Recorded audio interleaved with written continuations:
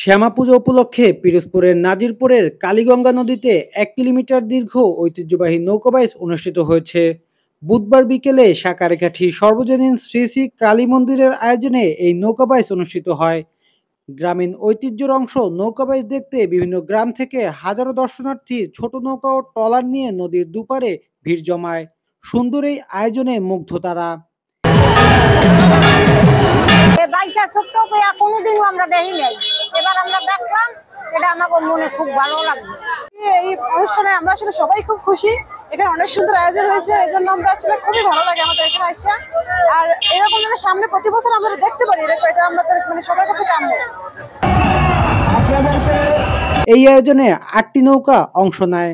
সাদি মোহাম্মদ হিমেল, আজকাল, পিরোজপুর।